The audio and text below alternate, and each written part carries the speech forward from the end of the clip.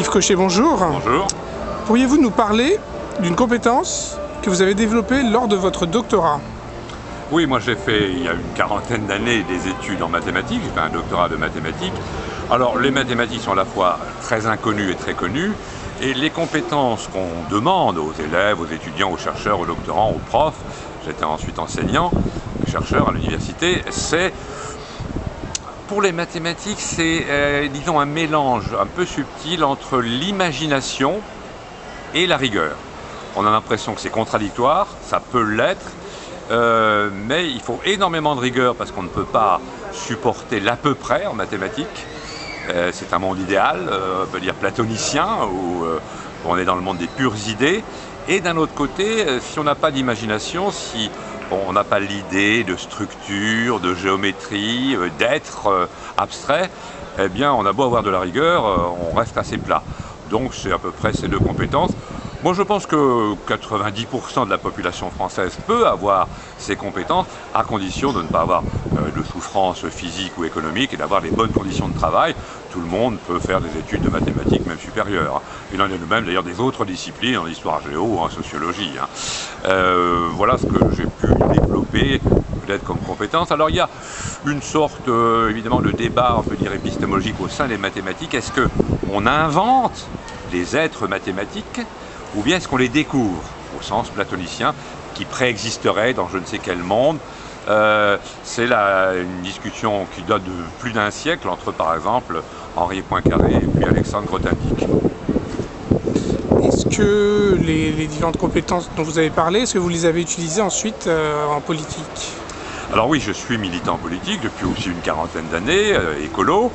Eh bien, en tout cas pour la rigueur, certainement, j'ai toujours souffert de trop d'approximations, de trop de démagogie, soit en interne du monde écolo, soit en interne du monde politique, où il y a beaucoup de paroles en l'air.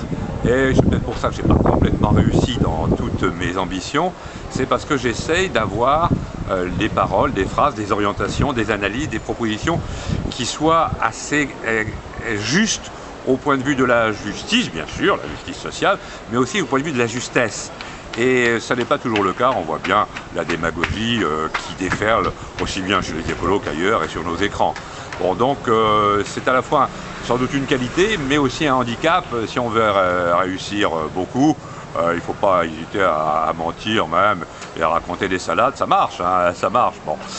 Mais moi, c'était ma formation initiale, j'essaye de la conserver tant que faire se peut, parce que le monde politique n'a pas grand-chose à voir avec le monde de la science en général, et notamment les mathématiques.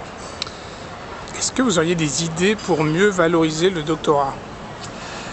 Alors, il y a beaucoup de réformes de l'université, on va voir ce que donne la nouvelle ministre de l'enseignement supérieur et de l'université, donc elle est assez scientiste, disons, hein, elle est assez pour la science, la plus productiviste et la plus avancée. Bon, moi je suis également scientifique, donc je ne critique pas la science, et je pense qu'on souffre en France d'une origine napoléonienne, en effet ça fait plus de 2 siècles, de l'excellence scientifique en France, qui est l'excellence des grands corps et des grandes écoles. Et c'est ça qui est reconnu, aussi bien dans l'administration que dans les entreprises, disons, hein, c'est le fait d'être passé par un grand corps et par une grande école. Alors que les docteurs classiques de l'université, moi je n'ai pas fait une grande école, sont considérés, bah oui, mais c'est des universitaires qui ont fait un 3e cycle et puis qui ont passé un doctorat et qui sont donc moins aptes à quelques postes de direction publics ou privés. Je le regrette, je pense que même par rapport à des ingénieurs ou des énarques qui eux ne font pas toujours des doctorats, il y en a quelques-uns qui le font, je parle des ingénieurs des grandes écoles scientifiques ou des énarques, les doctorants et les docteurs sont aussi universels, hein, dans la mesure où ils ont peut-être recherché un objet particulier. On a toujours une recherche extrêmement pointue, mais même à travers le pointu, on peut avoir une idée sur le monde, et notamment le monde politique ou le monde de l'entreprise ou le monde des pouvoirs publics, que sais-je. Donc il y a une dévalorisation. La chose qu'il faudrait faire, c'est un peu révolutionnaire, mais c'est supprimer les grandes écoles, qui est une seule université, excellente certainement, on peut réformer l'université, et puis dont le grade suprême serait le doctorat. Bon, après, si on devient universitaire, on a d'autres échelons à passer, mais au point de vue de la réussite, ça serait le doctorat. c'est aussi bien d'être docteur que d'être ingénieur ou énarque.